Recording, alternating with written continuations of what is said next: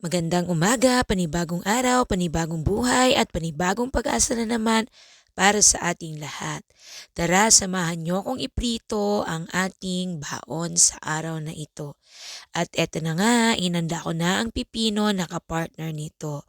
Eto yung ginawa kong lumpia Shanghai at saka yung natira na gagawin kong lumpia Shanghai na ubusan na kasi ako ng lumpia wrapper ay ginawa kong meatballs or bola-bola. So, eto na nga yun. Prinito ko na kinaumagahan at baon na namin ni tatay. So, ayan na. Mahaba ang pagkakagawa ko nito. Hindi ko na ipinakita kung paano ko ito ginawa. Yung pagluto na lang. Kasi napakahabang proseso pa ko. Ipapakita ko pa kung paano ko siya ginawa. Meron na akong parang na video gano'n. So, eto na nga. Yung nagawa ko, prinito ko na kinaumagahan at ready na para sa baon namin ni tatay sa trabaho ngayong araw. O, diba? So, eto ang aking nagawa. Ang pagkakaiba lang, etong isa ay nilagyan ko ng extender. Nilagyan ko ng itlog, yung sa meatballs, para kumapit. Yung ba yung parang mabuo, kaya nilagyan ko ng itlog. Pero sa lumpia Shanghai, wala na. So, ayan na. Mahahaba ito, kaya pinaghati-hati ko kasi yung large ang binili kong lumpia wrapper. Pinaghati-hati ko sa 3 or 4. So, ayan.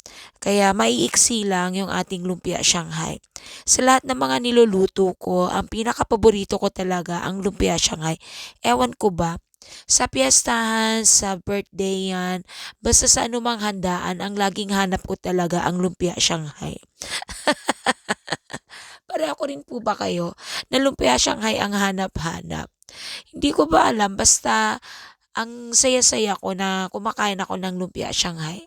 Kapartner nito nung kumakain pa ako ng spaghetti. Wow, napakasarap talaga. At syempre ang ating bola-bola or ang ating meatballs. Napakasarap din po nito. Nilalagyan ko rin po ito ng sweet and sour sauce. Pero sa oras na ito, wala itong sweet and sour sauce. Eto lang, simpleng eto lang, kapartner ng aking pipino at saka si tatay naman ay ng kanyang kanin. So, 'di ba? Ang dami nang magagawa sa halagang 100 pesos, ang dami ko nang nagawa na lumpia Shanghai kasama pa ang meatballs. So, that's all for today. Thank you for watching. Bye!